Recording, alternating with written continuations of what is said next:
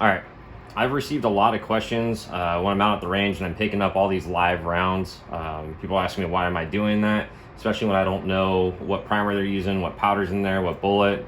And basically all I'm doing is trying to harvest that primer. Most likely it's gonna be a small pistol primer or possibly a small rifle primer. But either way, I can reuse that primer in a time when primers are expensive and sometimes hard to get. You're normally looking at about $120 after hazmat and shipping for 1,000 rounds when you can find them available.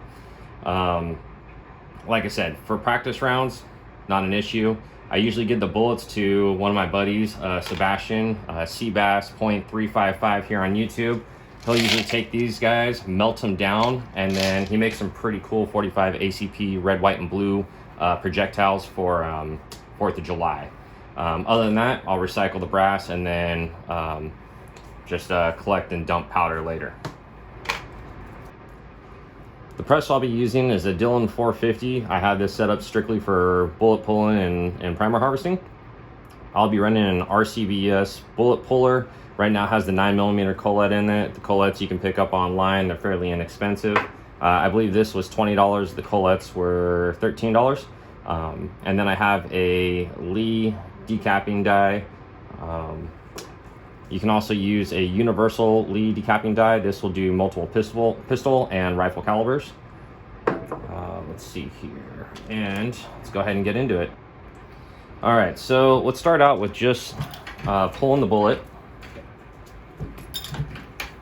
and dumping powder and putting the primed case in another cup for decapping another day. Usually fairly quick.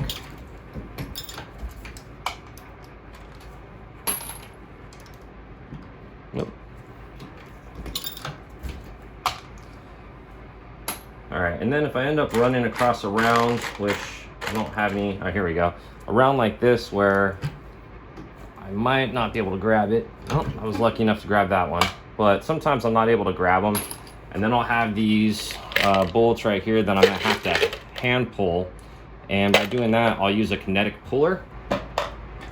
The kinetic puller I'm going to be using is going to be a Frankfurt Arsenal. I believe RCBS and Hornady make them. They're about $20-something, $19.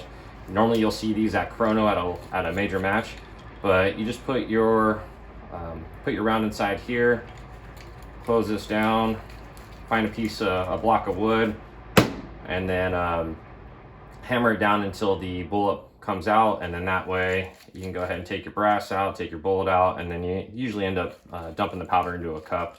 A little bit messier, but works for the hand pulls. On the days that I run just the decapping, I'll run the decapping die in there, the universal decapping die in there, and just kind of plow through them. Sometimes they have bulge cases. Those guys will go straight into the little recycle bin here. Then the rest will go towards new rounds.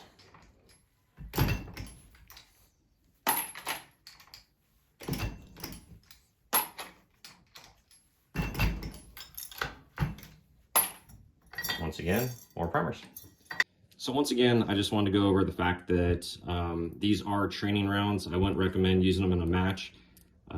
I did recently, and they worked flawlessly until I had a different issue, a squib that was not due to the harvest primers, but due to when I first started reloading, a lack of understanding of what I was doing. Thanks to Seabass .355 on YouTube, I was able to get that squared away. Just happened to be using an old batch at that time. The only issue that I do happen to have from time to time is the primers will fall out of the brass. I would say 1 out of every 100 rounds.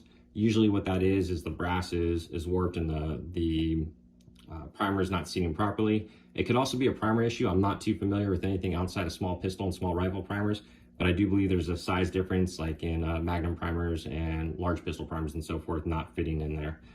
So that could have been the case as well, but once again, I am not the subject matter expert on that. Seabass .355 is your man to go to. If you have any other questions, feel free to reach out to me. I'll do my best to help you. Thank you.